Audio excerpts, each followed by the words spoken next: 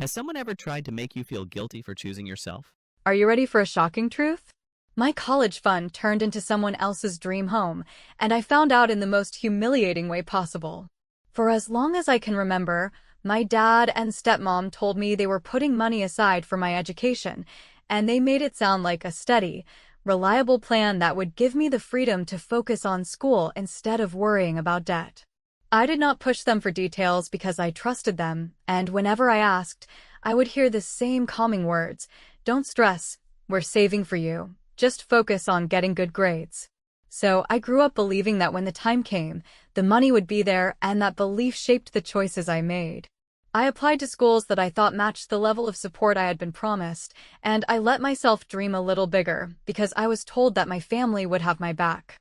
Then came the spring of my senior year, the point when real decisions had to be made. Deadlines were closing in, and I needed exact numbers instead of vague reassurances. That was when the story changed. Suddenly, when I asked for clarity, they acted confused and even annoyed, as if I was being unreasonable. My dad said we looked again and, well, life got expensive and there just isn't anything there. Linda, my stepmom, added that with bills, mortgage, and everyday costs, things had slipped, and I should be proud to stand on my own feet. I sat there trying to process how years of "we're saving for you" could vanish into thin air, and I remember thinking, maybe I misunderstood, maybe I made it up in my head. But I had not made it up. They had repeated it too many times. Even my Aunt Claire remembered those conversations, and she casually mentioned something that hit me like a hammer. Years back, my dad used to forward her updates from the bank with subject lines like "Ava Education Fund Progress." She said it so simply, as if it was no big deal, but for me, it was proof that I was not crazy. She even thought she might still have those emails tucked away somewhere. The moment she said that, I felt a strange mix of anger and clarity. If those emails existed, then there was once a real account, and if there was once a real account, then what happened to it? I tried to keep my cool around them because arguing never got me far, but inside, the betrayal was already boiling. I asked directly for numbers, for statements, for anything in writing. They dodged. They gave me speeches about grit, about student loans being a rite of passage, about not expecting life to hand me things. The guilt tripping was thick, and I could almost see them trying to turn me into the bad guy for even bringing it up. But this time, something in me snapped, and I decided I was done being the child who just nodded along. If they wanted to rewrite history, I was going to bring out the receipts. That night I sat at my desk, opened a new folder on my laptop, and labeled it "Receipts," almost as a joke, but I knew I was dead serious. I texted Aunt Claire and asked if she could dig through her old emails, just in case. She agreed, not thinking much of it, but for me, it felt like the start of something bigger. Then I made another call, this time to my college advisor, Ms. Patel. She laid out in very plain words that with even a modest contribution from parents, my entire financial package could change, and the difference could mean graduating without crushing debt. Hearing it so clearly made me realize exactly what was at stake. It was not just money, it was my future, and whether I was being forced into years of unnecessary struggle because of lies. I remember sitting there, staring at the blank folder on my laptop, realizing I had believed them because I wanted to believe them. It was easier to imagine my family had my back than to face the possibility that they would pull the rug out from under me when it mattered most. But once I admitted that to myself, I knew I was not going to beg or plead anymore. From now on, it would not be about emotions. It would be about proof. 2 hours later, an email popped up on my phone from Aunt Claire with a forwarded message attached. The subject line included my name and the words "Education Fund." My hands shook when I opened it, because right there was the first undeniable piece of evidence that the money had been real, and if it had been real, then someone had made it disappear. The morning after I opened that forwarded email and felt the floor under my feet turn from guesswork to solid ground, I did what any person who still hopes for a reasonable explanation would do and asked for a simple conversation about where the money went.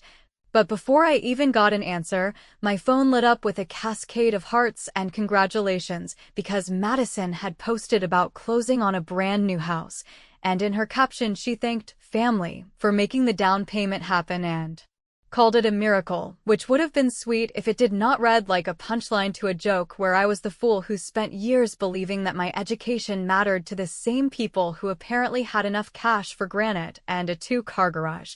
I did not comment, I did not like it, and I did not text the group chat a single thing, because I knew that whatever I typed in that minute would sound bitter, and I refused to hand them that story. So instead I took a screenshot, printed it, and slid it into the folder where I had already dropped the old emails with my name and the word education in the subject line, and I told myself that this was not about jealousy or envy or any of those lazy labels people use to shut down a conversation. This was about promises and proof and the way grown adults hide behind sentiment when the numbers do not flatter them.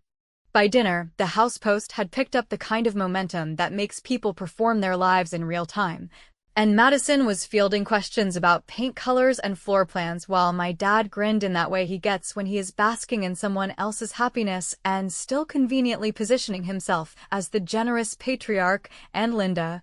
who can talk for an hour about optics and narrative as if family life were a quarterly report, leaned across the table and said something soft about different seasons for different kids, a phrase that sounds kind but actually works like a lock on your mouth because it implies that fairness is naive, that timing is destiny, that asking for what you were told would be yours makes you immature. I listened and I kept my tone even because I have finally learned that nothing terrifies people who hide behind stories more than a calm request for specifics, and I asked for one thing, not a fight and not a confession, just a written breakdown of what happened to the education fund they used to mention by name, something that listed transfers and balances so that I could understand the change between the years of reassurance and the sudden declaration of nothing. My dad got defensive in under a minute, which would have been funny if it did not mean so much to my future, insisting that life got expensive and that I should be proud to stand on my own feet.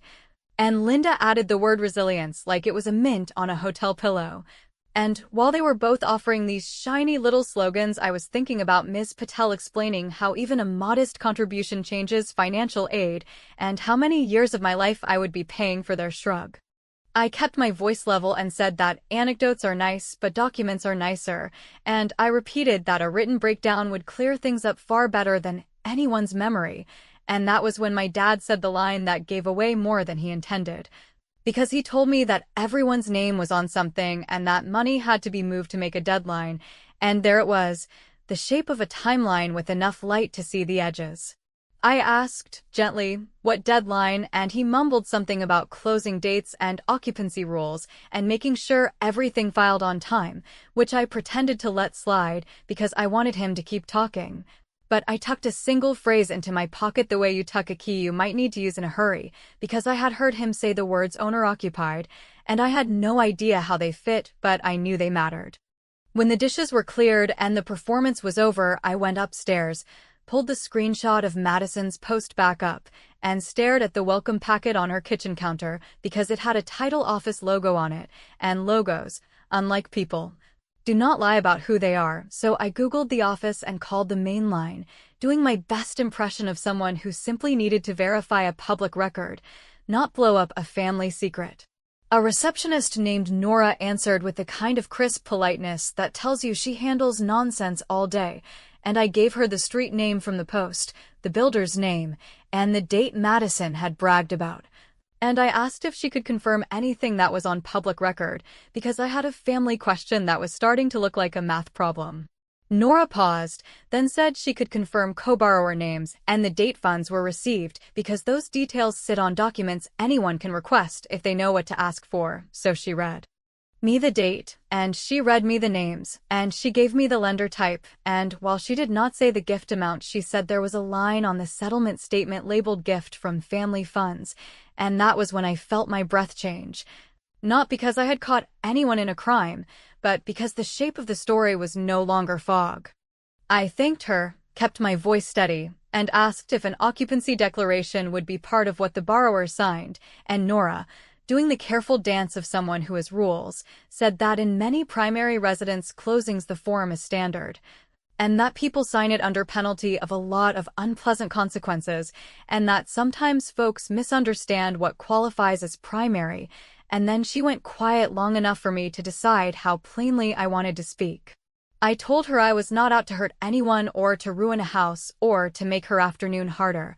I just wanted to understand whether the same family that told me there was nothing for my education managed to move money for a down payment 3 days before a closing, and whether someone had checked a box that would bite them if anyone looked too closely. And after another pause with the faint sound of keyboard clicks, she lowered her voice and said that if someone swore owner-occupied and it was not, lenders took that seriously. And that if I wanted, she could email me what was public so I would not have to rely on hearsay or captions. Nora asked if I wanted her to email what is public. I said yes and waited. The following morning, the email from the title office sat in my inbox like a quiet verdict, and I opened it with the careful curiosity of someone holding a fragile object that could shatter long-held assumptions. Knowing that the contents were likely to reshape every memory I had of promises, trust, and what it meant to be a family, and the first thing I saw were the pages that outlined the transaction, the amount labeled as gift from parents, the date it cleared, the signatures, and a line confirming that the property had been represented as owner-occupied, and as I scrolled through the document, a mix of disbelief and a strange, slow-building anger curled in my chest, because every entry, every signature, every checkmark screamed of deliberate choice, the kind of decision that turns conversations into illusions and years of reassurances into excuses that could not survive even the simplest verification. I had spent so much time trying to reconcile their words with reality, telling myself that maybe they had intended to save for my college, but that life, bills, emergencies, or financial hiccups had redirected the funds, and yet here it was, printed and certified in black and white. A record of intention that had never included me, and a choice made consciously, with knowledge of its impact, and the realization settled like sediment in water, leaving clarity in the space once occupied by confusion. I read through every line multiple times, forcing myself to slow down, to process, to see if perhaps I was missing context, some kind of innocent explanation, and with each pass, the picture became harder to deny, more precise, more permanent. And I thought of the countless evenings I had spent discussing course options, tuition payments, and extracurricular plans with my parents, thinking that the discussions themselves were proof of commitment, only to discover that the groundwork I had assumed existed was never meant for me, and that my investment of trust and hope had been leveraged to serve a narrative that excluded my name. I left the email open and walked to the living room, where the quiet hum of the city through the window seemed louder than usual, and I noticed the framed family photos that I had always assumed were evidence of a shared life, not reminders of selective generosity, and as I sat down, my mind turned over the ways I had tried to rationalize, the stories I had told myself about timing, about fairness, about patience and character, each one now sounding like an effort to soothe myself against a reality that was stubborn and unapologetic, and I realized that confronting this required more than a casual conversation. It required a decision that would affect every interaction from this point forward. I drafted a mental list of questions, precise and unyielding, the kind that could not be avoided or softened by charm or distraction. Why was the money redirected? What conversations had occurred between my parents and Madison that had never included me, and how had they justified a choice that contradicted years of assurances? I knew the answers would not undo the impact, nor would they return the lost years of planning and dreaming, but I needed the record, needed the clarity that only direct accountability could provide, because silence or vagueness at this stage would amount to consent. And I had no intention of consenting to betrayal.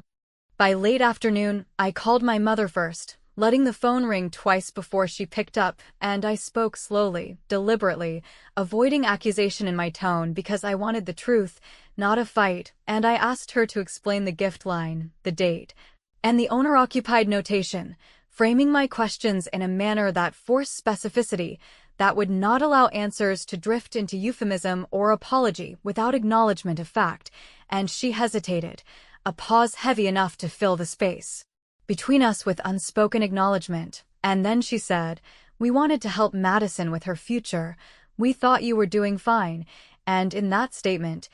Years of hidden prioritization crystallized.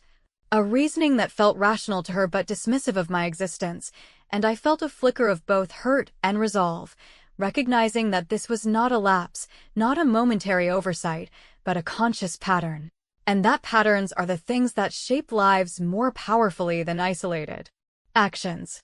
I listened, taking in each word, each inflection, understanding that the framing was intended to mitigate guilt rather than offer reconciliation. And when she finished, I asked about the timing, about why the decision was made just before Madison's closing. Why the assurances I had been given were allowed to linger so convincingly if there had never been intent to act on them, and she stumbled, caught in the contradiction of her own narrative, offering phrases like, "We didn't know how things would line up," and "we thought you'd understand." And I realized that understanding was no longer the point. The point was recognition, acknowledgement of the disparity, and I told her that I needed time to process, that I could not ignore the implications, that I needed to consider what it meant for our relationship moving forward, because the foundation of trust had been compromised in a way that could not be smoothed over with soft words or explanations that did not alter the fact of the actions themselves. I hung up, letting the silence that followed become my companion, a space in which I would weigh the consequences of continuing engagement under conditions defined by selective generosity and hidden priorities. And as I sat there, the documents still open on my laptop, the weight of clarity pressed into me, I knew that the next steps I would take would be measured, deliberate, and irrevocable, because there is a point at which awareness transforms patience into action. And that moment had arrived. The evening arrived with a quiet weight pressing against the walls of my apartment, and I found myself unable to focus on anything other than the knowledge of what had been taken from me. The awareness of years of expectation dissolved into the certainty that my parents' support had always been conditional and carefully measured to exclude me from the opportunities they were willing to bestow on my brother, and I realized in a slow, deliberate way that the most painful part was not the amount of money or the ownership of property, but the erosion of trust, the revelation that every promise I had held onto was not a foundation but a facade, and the knowledge of intentional omission left a hollow ache in the place where familial assurance should have resided. I thought back to every conversation I had about college savings, every casual comment meant to reassure me, and I saw now that those words had been chosen not to encourage or support, but to pacify, to maintain the appearance of care while reserving tangible support for someone else. And that realization carried a weight far heavier than the numbers on any financial statement, because it defined the very essence of my relationship with them and the boundaries they had drawn without my knowledge or consent. I tried to imagine the conversation I would have had if I had known the truth from the beginning, the arguments I would have prepared, the questions I would have asked, and the decisions I might have made with clarity rather than misplaced trust. And the thought was almost unbearable because it required me to confront the loss of not only financial opportunity, but the sense of being valued, of being seen, of being considered worthy of the promises they had made, and the depth of that loss expanded in my mind until it filled the room, pressing against every memory and expectation I had carried for years. As the hours passed, I found myself pacing, mentally reviewing the steps I would need to take, not to reclaim money or property, but to reclaim agency over my own life, to assert boundaries that had been eroded by repeated acts of favoritism and unacknowledged decision-making, and I recognized that cutting off contact was not a moment of anger, but a necessary act of self-preservation, a way to establish clarity and enforce limits in a relationship that had consistently demonstrated a willingness to prioritize others over me. And as I considered the potential reactions, the attempts at guilt, the explanations and justifications I would inevitably hear, I understood that my response needed to be measured, deliberate, and unwavering. Because compromise or leniency at this stage would only reinforce a pattern of disregard that had been established and nurtured over decades. I thought about my own future, the plans I had delayed or modified in reliance on their promises, and the realization hit me that every choice I had made under the assumption of their support had been influenced by misinformation, that my trajectory had been subtly shaped by the selective application of resources, and that the only way to reclaim control was to step back, to disengage from the structures that had allowed manipulation and omission to persist, and to focus on constructing a life that was independent of the validation or assistance of those who had repeatedly demonstrated that their priorities did not align with mine. I drafted messages in my head, rehearsed explanations, weighed the words I might use to communicate my decision without inviting argument or defensiveness.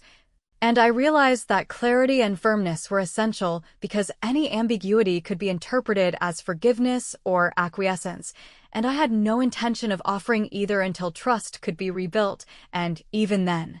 the conditions would need to be transparent, equitable, and mutually acknowledged, a standard that had never been applied in the past. I thought about the psychological implications, the ways in which years of selective support had conditioned me to doubt my own worth, and I acknowledged that this was not merely about money or material resources, but about recognition, fairness,